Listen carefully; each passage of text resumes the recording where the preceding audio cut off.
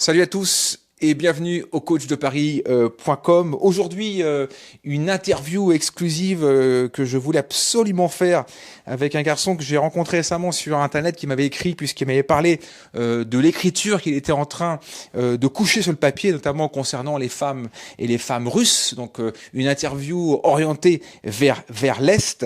Il s'appelle Geoffrey Lamarsal et il a sorti il y a quelques semaines sur Amazon. Donc vous pouvez donc le trouver sur Amazon.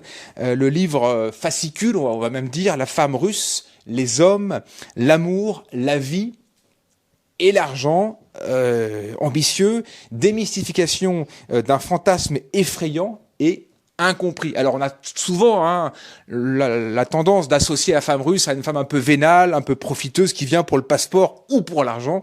Et bien là, on a affaire à un homme qui est un spécialiste, puisqu'en plus, il est entretenu avec une femme qui est de l'Est. Donc l'occasion un peu d'en parler et d'essayer un peu de démystifier ce sujet un peu énigmatique pour nous Français. Geoffrey, bonjour. Bonjour. Merci en tout cas d'être là pour cette petite interview. Merci à toi de m'avoir invité. Donc actuellement, donc tu vis en Belgique, c'est bien ça?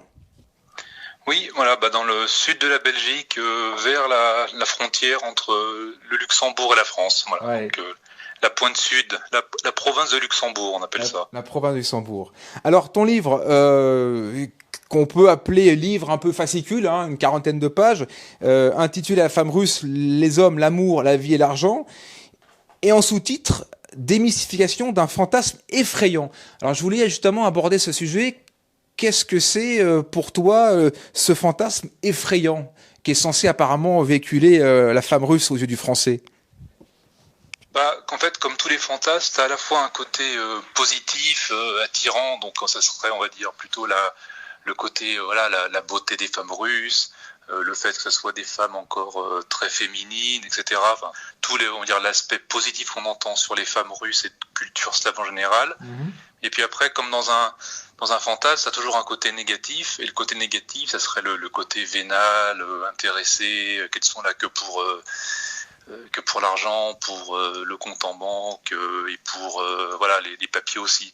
Et en fait, moi, je remets un peu les choses à leur place, connaissant un petit peu le sujet, un petit peu les femmes slaves. Et en fait, je démystifie. Ça veut dire en fait que j'explique sociologiquement et culturellement le comportement, voilà, qui est à mettre en perspective avec la réalité sociale de la vie dans les pays de l'Est. Voilà, et donc ça permet en fait d'y voir beaucoup plus clair, et en fait tout ce qu'on trouve un peu flou, un peu sombre, en fait, à la lumière de l'explication sociologique, finalement le mythe s'effondre. Oui, parce que lorsqu'on livre ton ouvrage, tu brosses un portrait un peu sociologique de la Russie. Il y a une phrase, tu dis, voilà, la perversion féministe n'a pas pénétré la Russie. Moins, parce qu'en fait, ce que j'explique aussi en fond dans le livre, c'est que je mets en perspective le féminisme avec le développement capitaliste, parce que le féminisme est une logique du capitalisme. Et comme la Russie, en fait, était, on va dire, alors j'aime pas trop ce mot, mais communiste il y a encore une bonne trentaine d'années, ils ont pris un petit peu de retard dans le développement capitaliste. Et donc le féminisme a moins pénétré du coup la société, on va dire, russe, enfin des pays russophones. Donc c'est ça que ça veut dire, quoi. Tu pars aussi du constat que la rencontre est de plus en plus difficile, notamment en France, où on dit souvent que 80% des femmes sont réservées à 20% des hommes. Et tu expliques que là-bas en Russie, la rencontre est un peu plus facilitée, entre guillemets, ou pas?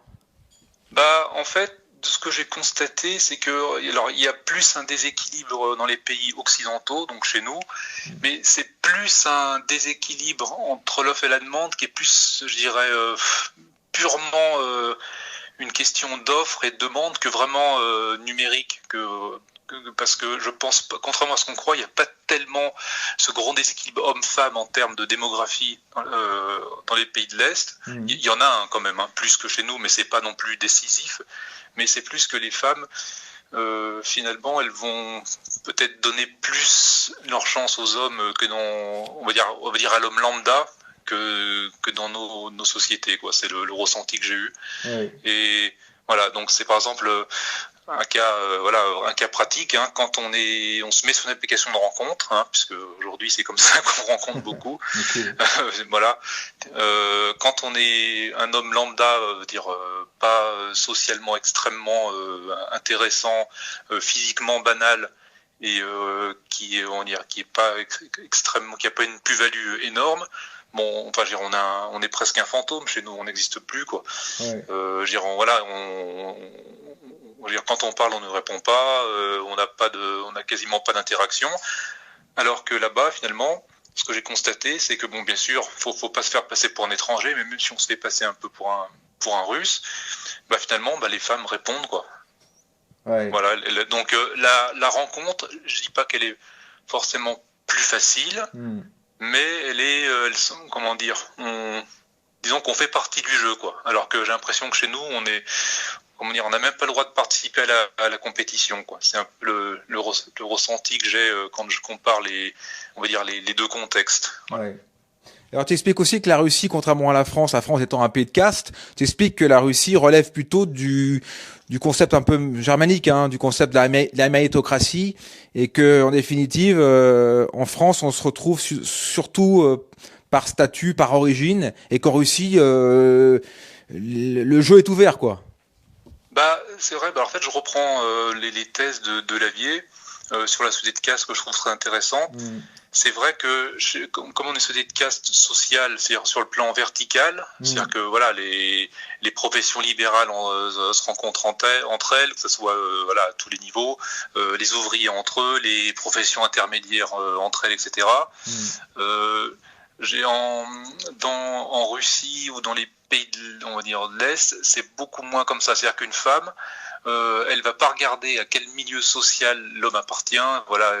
Il fait partie de tel milieu, il fréquente telle personne. Ça l'intéresse pas trop. En fait, elle va regarder directement les ressources, c'est-à-dire les revenus, le patrimoine, quoi. Donc, il y a pas ce filtre, on va dire, du milieu social comme on a chez nous. Enfin, du moins, il est moins présent. Ouais, les marqueurs d'origine, quoi, en fait.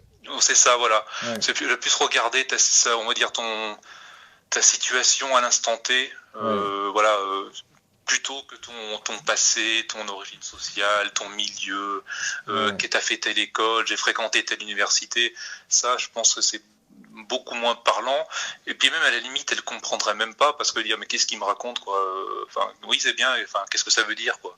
Il se fiche de moi, quoi. Voilà. Ouais. Alors, c'est combien oui, t'as fait sub de co, d'accord, c'est bien, mais combien tu gagnes maintenant, quoi. Ouais. C'est plutôt ça, quoi. Ouais, parce que il y a une phrase, tu dis qu'il soit médecin, trapéziste, vendeur de tapis, peu importe, pourvu qu'il apporte un bon revenu.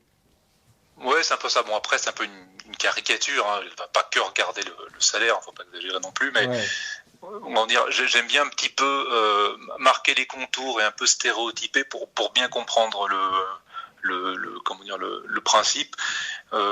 Effectivement, c'est vrai qu'elle va plus regarder la puissance, on va dire, énergétique, pour reprendre notre terme de Lavier. Voilà, que son appartenance, voilà. Ouais, bien sûr.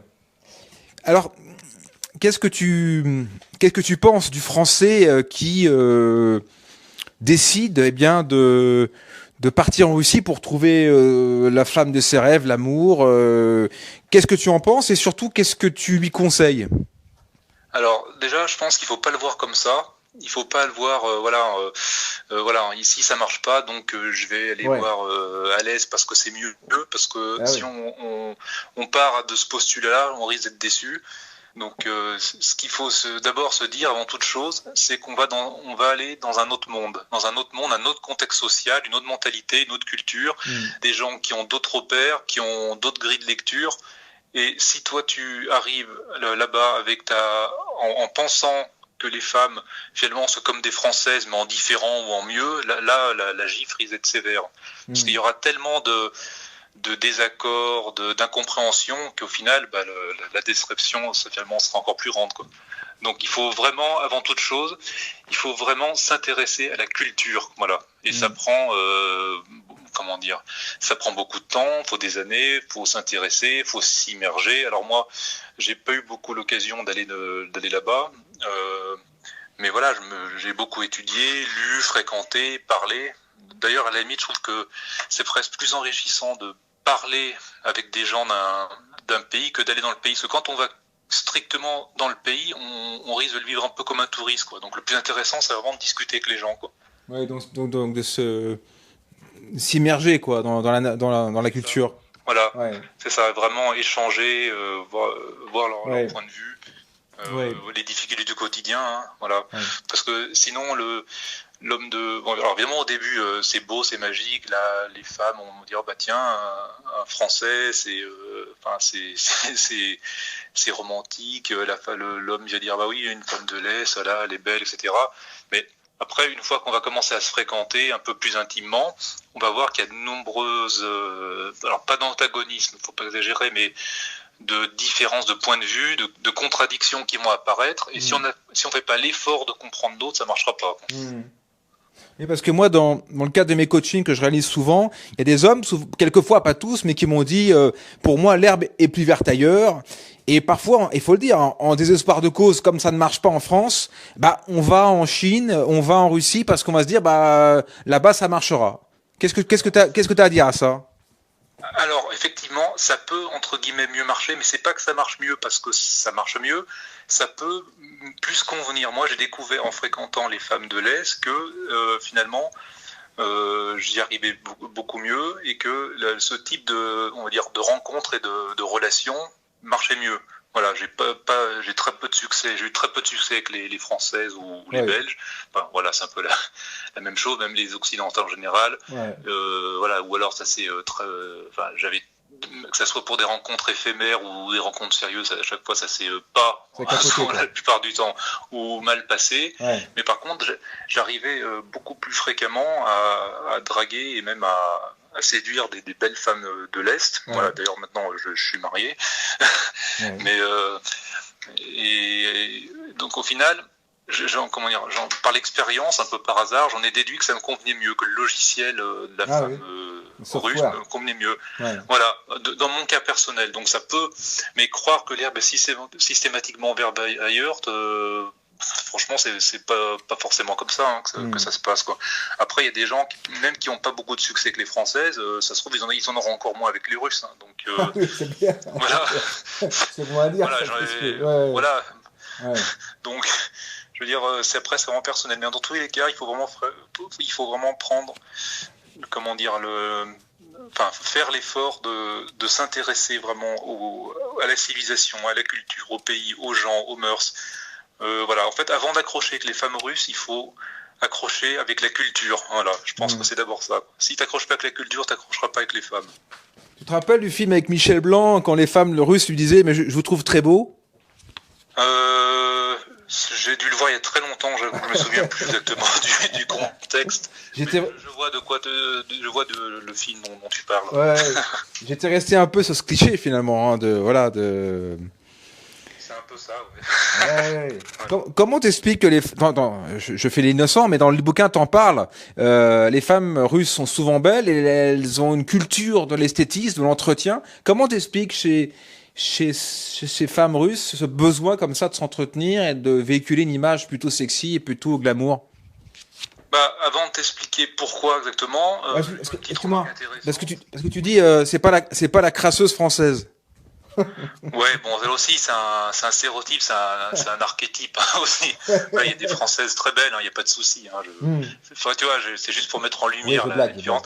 Voilà, mais voilà, en fait, avant d'expliquer pourquoi, en fait, si les femmes russes sont si belles, si apprêtées, voilà, ont vraiment cette culture du maquillage, des vêtements, etc. Des bijoux aussi. Voilà. c'est en fait leur modèle, c'est vraiment la femme française, mais la femme française, voilà, celle qu'on voit des marques de luxe, des magazines, voilà, que tu vois, Dior, Vuitton. D'ailleurs, elles sont extrêmement, en général, enfin extrêmement, elles sont souvent plus que les Françaises et même très friandes des marques de luxe françaises, donc Dior, Vuitton, Prada, Hermès, parce qu'il y a vraiment leur modèle de beauté, c'est la femme française telle qu'elle est vendue dans les magazines. Voilà, petite parenthèse. Voilà. Après, alors pourquoi elles sont vraiment obsédées, c'est peut-être un peu fort, mais on va dire qu'elles attachent beaucoup d'importance au maquillage, à leur apparence physique et à l'esthétique. C'est parce qu'en fait, comme le monde, on va dire, enfin ça c'est mon interprétation, mais comme le monde, on va dire, des pays de l'Est, on va dire, qui a subi l'effondrement économique, puis même avant, mais bon, après j'ai pas de connaissances historiques assez profondes pour l'expliquer, mais c'est un monde, on va dire, assez dangereux, assez précaire, où il n'y a pas de protection, ou peu de protection sociale, l'espérance de vie est courte, il y a de la prédation, de la corruption, donc en fait... elles ont besoin d'un homme pour les protéger, voilà, financièrement, socialement, matériellement. Donc, pour attirer un homme, rien de mieux que de se faire belle, quoi. Voilà. Ouais, on est vraiment sur le concept de sexe contre beauté, hein, sexe contre énergie, entre guillemets, quoi. Sexe contre énergie, sexe contre nourriture, sexe contre énergie, c'est un peu ça. Donc, en plus, comme il y a moins ce phénomène de caste, donc en fait, il y a plus de concurrentes, on va dire, parce que finalement, tout le monde peut être un peu avec tout le monde. Du coup, voilà, la femme est presque obligée, si elle veut survivre, avoir une famille. Et bon, bien sûr, ça évolue. Maintenant, tu as des femmes célibataires dans les grandes villes qui s'assument. Hein. Mais on va dire idéalement, voilà, il faut qu'une femme soit belle pour attirer le mâle protecteur. Voilà.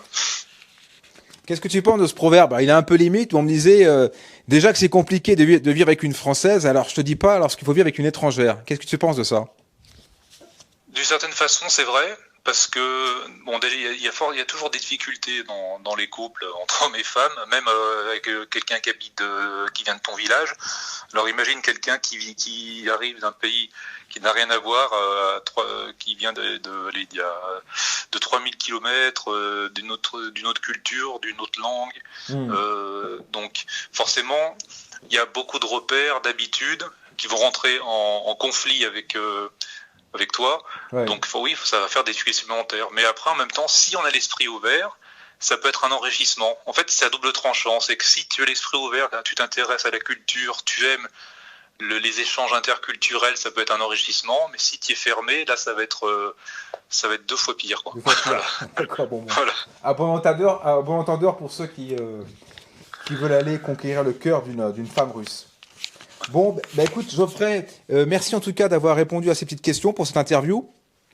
Merci à toi. On peut donc retrouver ton livre Fascicule sur Amazon. Il n'est pas très cher, combien il coûte? Il doit coûter quelque chose comme 99 centimes. Hein, voilà. Bon. En plus, il est disponible qu'en format numérique Kindle. Hein. Kindle, voilà. Donc, écoutez, hein, c'est pas vraiment, c'est assez accessible. Donc, j'espère que vous pourrez acheter ce fascicule et en apprendre un peu plus sur la femme russe. Merci en tout cas, Geoffrey, d'avoir répondu à ces questions. Et puis, je te rappelle après. Je fais ma conclusion, puis je te retrouve après. Je te rappelle. D'accord, ça marche. D'accord. Merci, Geoffrey. Allez, merci à toi. Salut. Merci. Merci à toi. Au revoir. Salut. Voilà, c'était donc Geoffrey Lamarsal. Pour son livre La femme russe, les hommes, l'amour, la vie et l'argent, démystification d'un fantasme effrayant et incompris. J'ai beaucoup apprécié cet ouvrage. En plus, j'avais eu quelques histoires avec des femmes russes et c'est vrai que j'ai un peu un regard maintenant un peu plus différent, peut-être un peu moins borné ou un peu moins sectaire sur cette problématique de la rencontre avec une femme de l'Est. Donc voilà, je vous le conseille de l'acheter, de vous le procurer. Un livre très intéressant, un fascicule très intéressant. Pour terminer, merci en tout cas à tous pour vos acquisitions de mon DVD VOD sur la greffe de cheveux, puisqu'il a remonté un bon succès sur mon site internet. Les coachings également continuent durant ce mois de février et les vidéos également arrivent pour la suite. Merci en tout cas à tous de votre fidélité. Merci d'avoir suivi cette interview. Remercions Geoffrey pour son ouvrage et Je vous dis à très bientôt sur le Coach de Paris. Salut!